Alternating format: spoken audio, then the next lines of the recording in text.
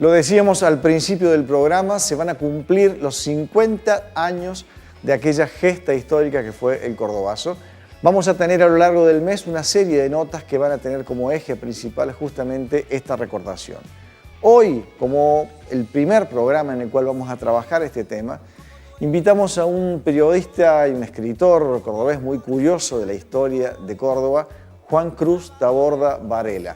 En un diálogo, una charla magnífica que nos excedió largamente lo que por allí suelen tener nuestros informes, estuvimos hablando y él nos estuvo contando sobre lo que fueron aquellas jornadas de mayo del 69, el contexto político que se vivía en aquel momento y que dio lugar al Cordobazo como un hecho histórico.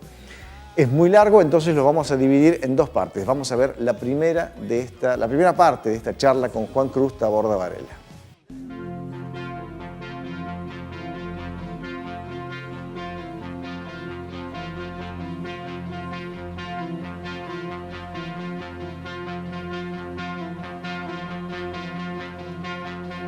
En algún punto el Cordobazo, en este 50 aniversario más puntualmente, pero en general en el último tiempo, ha perdido la potencia política que tuvo en su momento.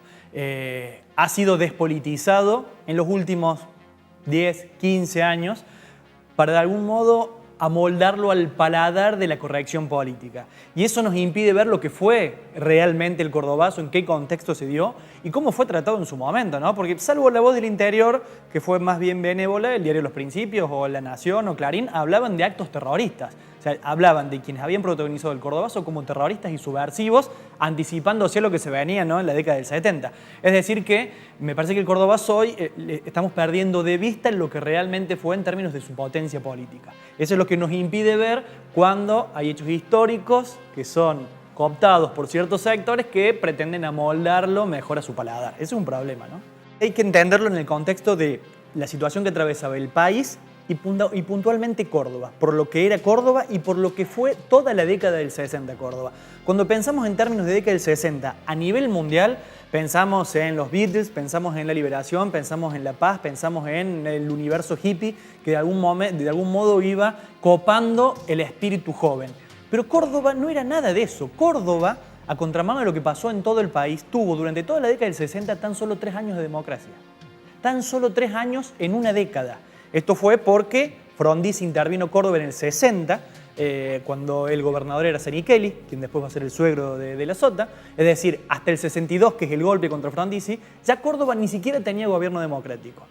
Va a tener tan solo 3 años, que son los del 63 al 66, con Justo Páez Molina. Antes de Justo Páez Molina, cuando es el golpe de a Frondizi y el presidente es José María Guido, aquí se designa interventor a un señor cuyo nombre da nombre a una de las principales avenidas del sur, que se llamaba Rogelio Nores Martínez. Rogelio Nores Martínez no era otro que el hijo de Antonio Nores, para vincular Reforma y Cordobazo. Antonio Nores, el rector depuesto por los reformistas, un hombre que no tuvo dudas en decir voy a masacrar a los estudiantes, su hijo era elegido de facto gobernador de Córdoba y entre otras cosas, bueno, a colación de esto que los ricos no roban, Rogelio Nores Martínez lo primero que hizo fue dar un subsidio de $500,000 a una fundación cuyo nombre era Antonio Nores, es decir, la fundación de su propia familia, subsidio provincial. No solo eso, después dictó leyes que perseguían al comunismo y a ideas afines, para que nos hagamos una dimensión de cómo era la persecución política en Córdoba. Las ideas afines del comunismo para esta gente era también el Partido Demócrata, que era el conservadurismo de Córdoba, también persiguieron y encarcelaron a los demócratas de Córdoba. Año 62, cuando asumió el poder, invocó a Dios. Se sentía el rey de Córdoba, Rogelio Nores Martínez. De esa forma, de algún modo, Córdoba empezó a transitar la década del 60, que a nivel mundial era la década de la liberación, y acá con una opresión cada vez mayor, plagada de dictaduras y en este caso de un interventor que se creía un rey y que llevó adelante los designios de la provincia durante un año de ese modo. A contramano iban surgiendo, fundamentalmente a partir del año 58, con el surgimiento del periódico Orientación, una nueva raza de sindicalistas, si se quiere, Atilio López por el peronismo, Agustín Tosco por el marxismo independiente, por la izquierda, y que iban chocando de a poco con esto. Iban chocando. El propio Atilio López, Lucio Garzón Maceda, que era prensa del SGT en ese momento, fueron encarcelados por Nores Martínez. Bueno, todo todo eso, más lo que empieza a pasar con el caldo de cultivo que es Córdoba por los estudiantes en el barrio Clínicas, llegan hasta tomar hasta 70 manzanas en algún momento los estudiantes del barrio Clínicas. Hacían lo que querían en un territorio realmente liberado todo Alberdi. Bueno, todo eso es lo que va a chocar en el 69. La Córdoba de la castidad permanente, referenciada en estos sujetos como Nores Martínez y tantos otros, y la Córdoba que buscaba el quiebre permanente. Y eso es lo que explota en el 69. Hay que entenderlo en ese marco, ¿no? La industrialización de Córdoba, el crecimiento del poder obrero, la posibilidad de que los obreros lleguen a acceder a la universidad y que los propios estudiantes, además de estudiar, puedan también a su vez ser obreros. Hay un entrecruzamiento de mundos que lleva inevitablemente al choque del 69. Hay una capacidad de movilización que es lo que permite el cordobazo, que no tiene nada que ver con la improvisación, como se ha hablado durante mucho tiempo, porque los mismos organizadores lo van a reconocer, e incluso hay archivos desclasificados de la CIDE que hablan ya que se realiza en Paraná un consejo unos días antes, en donde se designa un consejo de líderes de izquierda, donde se designa a Córdoba como un lugar de la revuelta principal del Día del Paro Nacional. Y los liderazgos se fundamentan a partir de un trabajo sostenido que vienen realizando fundamentalmente Agustín Tosco y Atilio López, que son legitimados por la masa trabajadora y en el caso de Tosco por los estudiantes, porque hay que recordar, Tosco tenía el respaldo fuertísimo de los trabajadores, pero a su vez de los estudiantes, porque la FUC, la Federación Universitaria de Córdoba, estaba en manos de la Federación Juvenil Comunista, es decir, del Partido Comunista. Y el vínculo de Tosco con el PC era muy estrecho. Es decir, el brazo estudiantil, la FUC, le respondía directamente a Tosco.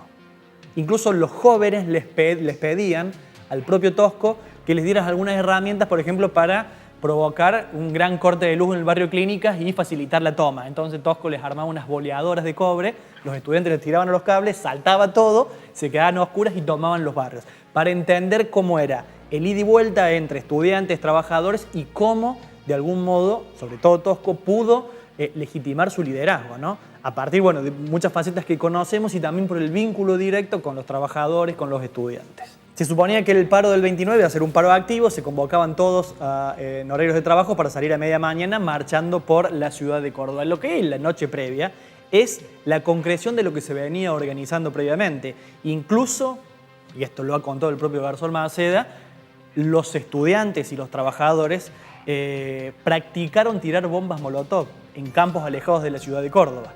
Todo esto se lo cuenta en el propio Sergio Villarroel, periodista, gran periodista de Córdoba, que quedó cesanteado aquí en Canal 10 cuando Onganía del golpe en el 66, se pone una parrilla en la avenida Olmos y allá van a la parrilla de la avenida Olmos Atilio López, Lucio Garzón Maceda, 2 días antes del Cordobazo.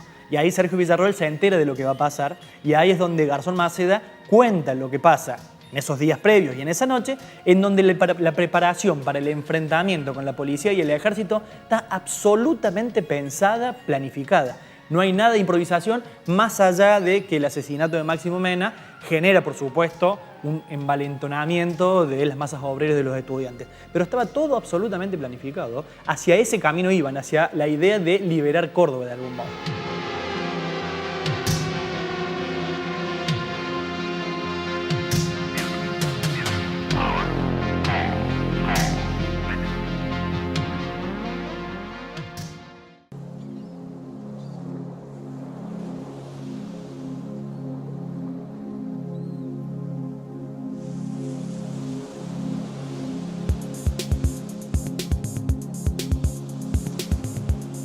Tuvo la participación espontánea de los ciudadanos que no eran orgánicos en ningún espacio político. Por supuesto, fueron los que colaboraron con las barricadas, los que donaron muebles de sus casas para prender los fuegos.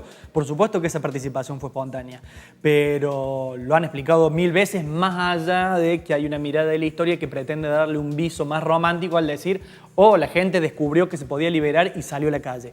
Hubo claramente una planificación orquestada por parte de los gremios, por parte de los estudiantes. Comandaban los gremios, acompañaban los estudiantes, a la inversa de la reforma. En la reforma comandaron los estudiantes, acompañaron los gremios.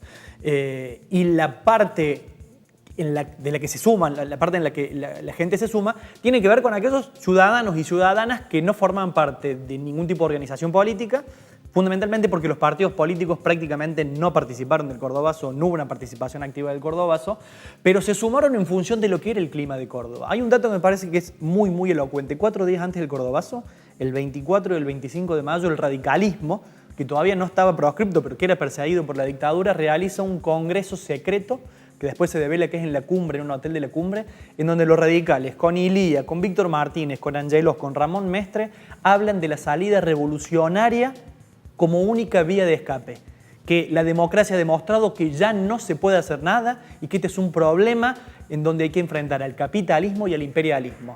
Discurso final de Eduardo César Angelos hablando en contra del imperialismo y el capitalismo. Esto nos da una prueba de cuál era el clima de época, al punto tal que el propio radicalismo, la UCR del pueblo en ese momento, que fue el sector más conservador del radicalismo históricamente, ya enarbolaba las banderas de la revolución, ¿no? El propio radicalismo, imagínate la gente que estaba a la izquierda, ¿no? Por supuesto el radicalismo ha intentado olvidarlo a esto por completo, lo ha ocultado, incluso redactan 2 artículos para incorporar el artículo 17 de la Constitución Nacional, donde habla de la colectivización de la tierra. La revolución cubana quedaba chiquita al lado de las propuestas que llevaba adelante el radicalismo de Córdoba en ese momento. Angelos vuelve de ese congreso, imagínate, venía con la camisa roja directamente, y ahí se cruza con el hijo de Odoro Roca, Gustavo Roca, otro de los vínculos entre Reforma y Cordobazo, padres e hijos que después se reproducen y se repiten, y el propio Gustavo Roca antes del Cordobazo le dice: prepárate, Pocho, eran muy amigos ellos, más allá de que Roca era un hombre de izquierda, prepárate, Pocho, porque en unos días vas a ver una cosa muy importante en Córdoba, y efectivamente el 29 pasó lo que pasó. La Córdoba bifacial de la que han hablado ya, Córdoba ciudad de fronteras, también hablaba Aricó, este choque permanente que efectivamente se da hasta la década del 70, ¿no? Con el triunfo de Menéndez, esta Córdoba bifacial termina siendo una sola cara. Hablo del triunfo de Menéndez, el triunfo de la dictadura, que cultural y políticamente va a persistir durante mucho tiempo. Previo a eso, Córdoba era efectivamente esa Córdoba bifacial de la que hablaron el propio Orgaz y otros intelectuales de aquí de Córdoba, donde describen este choque permanente que hay entre estas 2 facciones muy claras. Con la diferencia que, si bien los reformistas en el corto y mediano plazo van a perder la batalla para ganarla recién a partir de la década del 60, y a partir de la década del 60 esta Córdoba, que uno la vincula más a las ideas de izquierda, va a lograr un mayor protagonismo con el Cordobazo, y no solo el Cordobazo, las organizaciones armadas revolucionarias de los 70 tuvieron sus ejes de campaña, sus ejes de trabajo aquí en Córdoba. El propio Tosco decía que Córdoba era la vanguardia del país. Y eso va a ser así hasta que, en febrero del 74 se derribe a Obregón Cano. Es decir, que esta contradicción permanente en general estuvo en manos de la Córdoba conservadora, con estos choques que les dio la Reforma y con este choque definitivo que le da el Cordobazo y que tiene una persistencia hasta el año 74. Después del año 74, con el Navarrazo y con el triunfo de Menéndez en términos políticos y culturales, esa Córdoba bifacial pasó completamente a un segundo plano, y si hoy vemos más o menos cómo es el panorama electoral de Córdoba y cuáles son las opciones electorales, podemos un poco arguir que es más difícil encontrar esa Córdoba rebelde en la expresión popular, al menos en las urnas, ¿no? Está el propio Atilio López protagonizando la gesta del 69 y después acompañando a Obregón Cano. Y todo eso formaba parte de un universo latinoamericano. El primer aniversario del Cordobazo en democracia se da en el año 73, ¿cierto? Porque 69 hasta el 72 hay dictadura, 73, gobierno democrático Obregón Cano, se realiza el primer aniversario. En ese primer aniversario viene el presidente de Cuba, Osvaldo Dorticós, hace un gran acto aquí en la ciudad de Córdoba, y después de ese acto se van todos a una casa para tener una reunión en donde están el propio Dorticós, donde está Obregón Cano, donde está Atilio López, gobernador y vicegobernador, y todos los referentes y líderes de las organizaciones populares de izquierda que habían optado por el camino de la lucha armada. Eran en algún punto socios políticos, más allá de que Obregón Cano y Atilio López no hayan nunca utilizado el camino de las armas para el acceso al poder, porque lo lograron democráticamente.